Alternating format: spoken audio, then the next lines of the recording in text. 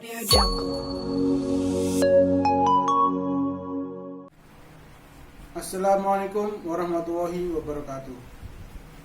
Innal hamdalillah nahmaduhu wa nasta'inuhu wa nastaghfiruh wa na'udzu billahi min shururi anfusina wa min sayyiati a'malina.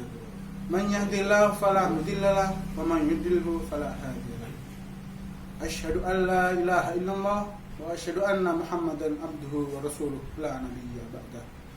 Addal amanah wa ballaghur risalah wa nasahal ummah wa jahada fi sabilillahi haqqa jihadih.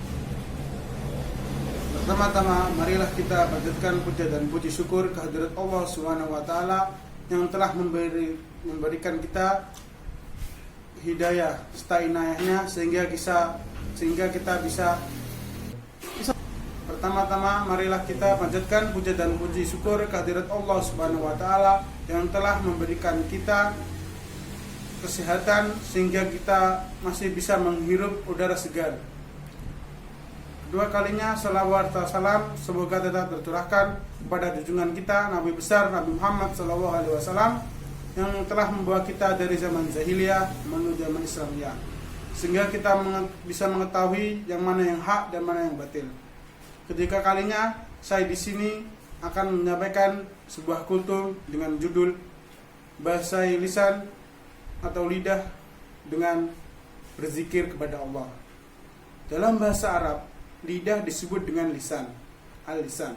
Dengan lisan atau lidah, seseorang dapat berkata. Tanpanya, seseorang akan menjadi bisu dan tidak mampu difahami kata-katanya. Lidah memiliki peran yang penting dalam kehidupan seseorang. Dengan lidah, seseorang boleh menjadi mulia. Dengan lidah, seseorang boleh menjadi hina. Dengan lidah, seseorang boleh jatuh dan bangun atau menjatuhkan atau membangkitkan orang lain. Amat malang sekali apabila lidah disalahgunakan untuk mengejek, untuk menghina orang lain. Lebih baik kita menggunakan lidah kita yang berfaedah. Contohnya berzikir, berdoa, mengungkapkan kata-kata yang baik. Ibnu Qayyim al-Jauziyah rahimahullah berkata, hampir lisan tidak mampu untuk diam.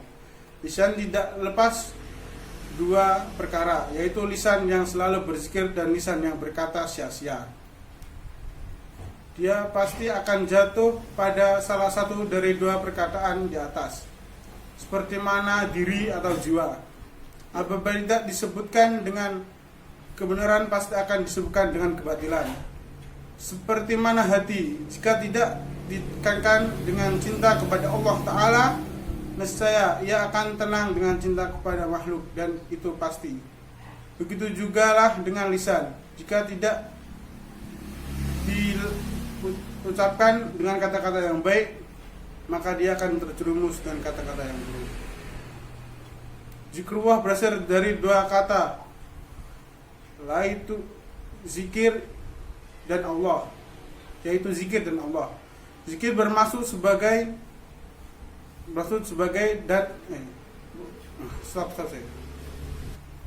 Zikrullah berasal dari dua kata, yaitu zikir dan Allah. Zikir bermaksud atau disebut dan ingat.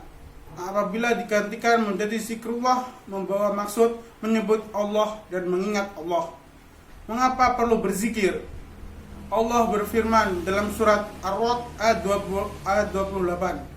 Ala bidzikrillahi tatmainnul qulub. Maksudnya, ketahuilah dengan berzikir kepada Allah itu akan menjadi tenang. Terdapat banyak kelebihan dan keutamaan berzikir kepada Allah Ta'ala. Antaranya, sebagaimana yang disebutkan oleh Ibnu Qayyim al-Jauziyah rahimahullah, bahwa berzikir dapat menghalau setan, mendatangkan ridha Allah, menghilangkan kesusahan dan kesedihan, mendatangkan kegembiraan dan kebahagiaan, menguatkan hati dan tubuh, badan, menerangi wajah dan hati, mendatangkan rezeki dan faedah-faedah agung lainnya. Antara dalil-dalil yang menerangkan akan anjuran, kepentingan dan keutamaan zikrullah ialah firman Allah Ta'ala, Wadkurullaha kasiral la'allakum tuflihun. dan ingatlah Allah sebanyak-banyaknya supaya kamu beruntung. Surat Al-Jumu'ah ayat 10.